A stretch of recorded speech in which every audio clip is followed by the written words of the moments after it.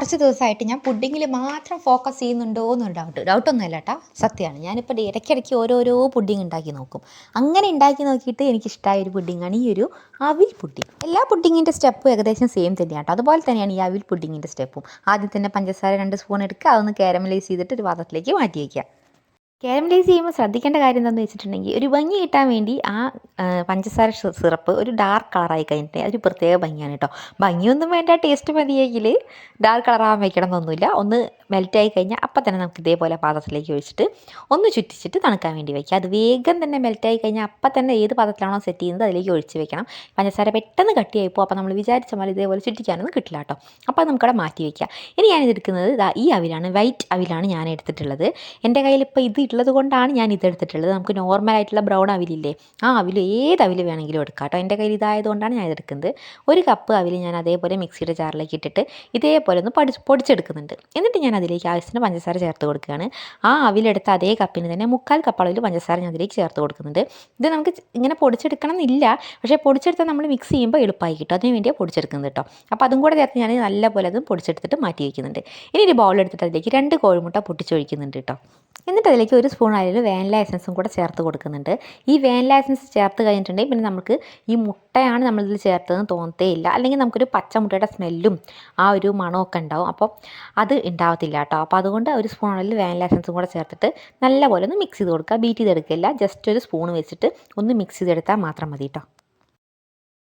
നല്ലപോലെ അടിച്ച് ബീറ്റ് ചെയ്തെടുക്കേണ്ട ആവശ്യമൊന്നുമില്ല കേട്ടോ. ഈ ഒരു വാനില എസൻസ് ഈ മുട്ടയിലൊന്ന് മിക്സായി കിട്ടിയാൽ മാത്രം മതി. അത്രയും ഒന്ന് ഇളക്കി കൊടുത്താൽ മാത്രം മതി കേട്ടോ. അതിനുശേഷം പൊടിച്ചെടുത്ത് വെച്ചിട്ടുള്ള അവിലും പഞ്ചസാരയും ഇല്ലേ, അത് കുറച്ചായി ഇട്ടിട്ട് ഒന്ന് ഇളക്കി മിക്സ് ചെയ്തെടുക്കുക. ഫുള്ളായിട്ട് ഇടണ്ട, കുറച്ചിട്ട് മിക്സ് ചെയ്ത് കൊടുത്താൽ മതി.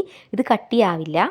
നമ്മൾ ഈ എടുത്ത കപ്പിനനുസരിച്ചാണ് നിങ്ങൾ എടുക്കുന്നതെങ്കിൽ ചെറിയൊരു പാത്രം എടുത്താൽ മതി. അതിനനുസരിച്ച് അളന്നെടുക്കുകയാണെങ്കിൽ ഇതൊക്കെ പെർഫെക്റ്റ് അളവാണ് കേട്ടോ. എന്നിട്ട് അത് ഫുള്ളായിട്ട് ഇതിലേക്ക് ഇട്ടിട്ട് ഇതേപോലെ ഒന്ന് മിക്സ് ചെയ്ത് കൊടുക്കുക. എന്നിട്ട് മിക്സ് ചെയ്ത് കഴിഞ്ഞിട്ട് ഞാൻ അതിലേക്ക് പിന്നെ ചേർത്ത് കൊടുക്കുന്നത് പാലാണ്. ഇതിലേക്ക് പിന്നെ ചേർക്കുന്ന സമയത്ത് മുട്ട നമ്മൾ റൂം ടെമ്പറേച്ചറിൽ വേണമെന്നോ അതുപോലെ പാൽ റൂം ടെമ്പറേച്ചറിൽ വേണമെന്നോ ഒന്നുമില്ല കേട്ടോ. ഫ്രിഡ്ജിൽ വെച്ചതാണെങ്കിലും പുറത്തുള്ളതാണെങ്കിലും കുഴപ്പമില്ല.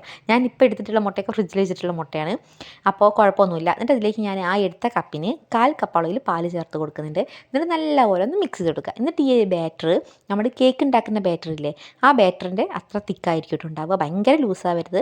ഭയങ്കര ലൂസായി കഴിഞ്ഞിട്ടുണ്ടെങ്കിൽ ഇത് വേവാനുള്ള ടൈം കൂടും. തിക്കാവുമ്പോൾ നമുക്ക് പെട്ടെന്ന് കുക്കായി കിട്ടും. അപ്പോൾ ഈ ഒരു ദോശ ബാറ്ററിൻ്റെ ഒക്കെ ഒരു കൺസിസ്റ്റൻസിയിലായി കഴിയുന്ന സമയത്ത് നമുക്ക് മിക്സ് ചെയ്തിട്ട് മാറ്റി വയ്ക്കാം. ഇനി നമ്മൾ കാരമൽ സിറപ്പ് ഉണ്ടാക്കി വെച്ച പാത്രമില്ലേ, ആ പാത്രത്തിൻ്റെ മുകളിലേക്ക് ഇത് ഫുള്ളായിട്ട് ഒഴിച്ച് കൊടുക്കാം കേട്ടോ. ആദ്യം നമ്മൾ കാരമൽ സിറപ്പ് ഉണ്ടാക്കി വയ്ക്കുന്നത് അത് അന്ന് പെട്ടെന്ന് തണുക്കാൻ വേണ്ടിയിട്ടാണ് കേട്ടോ. എന്ന് വെച്ചാൽ കുറേ സമയത്ത് നമ്മൾ ഈ ബാറ്ററൊക്കെ ഉണ്ടാക്കുമ്പോഴത്തേക്ക് അത് തണുത്ത് കഴിഞ്ഞാൽ കട്ടിക്ക് നിന്നോളും. അല്ലെങ്കിൽ ഇതും കൂടെ ഒഴിക്കുന്ന സമയത്ത് ആ വിചാരിച്ച ആ ഒരു ഷേപ്പ് കിട്ടത്തില്ല. അപ്പോൾ അതുകൊണ്ടാണ് കേട്ടോ. അപ്പോൾ ഇത് ഫുള്ളായിട്ട് ഒഴിച്ച് കൊടുത്തിട്ട് നമ്മൾ ഈ പാത്രം ജസ്റ്റ് ഒന്ന് ടാപ്പ് ചെയ്ത് കൊടുക്കുക, എയർ ബബിൾസ് ഒക്കെ ഒന്ന് പോകാൻ വേണ്ടിയിട്ടാണ്. എന്നിട്ട് നമ്മളൊരു ഇഡ്ഡലി തട്ടിൽ വെള്ളം ഒഴിച്ചിട്ട് ആവി കയറ്റി എടുക്കുക ചെയ്യുന്നത്. നല്ല എയർ ടൈറ്റായിട്ട് അടച്ചു കൊടുക്കുകയാണെങ്കിൽ 15 മിനിറ്റ് കൊണ്ട് തന്നെ നമ്മുടെ ഈ ഒരു പുഡിങ് കുക്കായി കിട്ടും കേട്ടോ.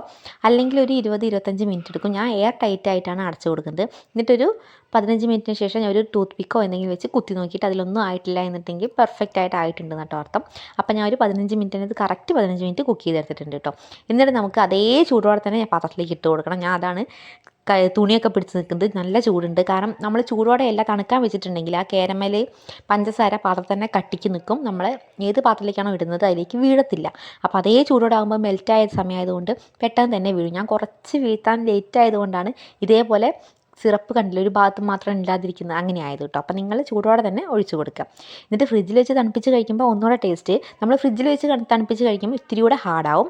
അല്ലാതെ അപ്പം തന്നെ എടുക്കുകയാണെങ്കിൽ ഭയങ്കര സോഫ്റ്റ് ആയിരിക്കും കേട്ടോ. അപ്പോൾ അത് 2 ലെയറായിട്ട് നിങ്ങൾക്ക് കാണുന്നില്ലേ, കഴിക്കാൻ ഭയങ്കര ടേസ്റ്റാണ്. അപ്പോൾ ട്രൈ ചെയ്യാത്തവർ എന്തായാലും ട്രൈ ചെയ്ത് നോക്കണേ.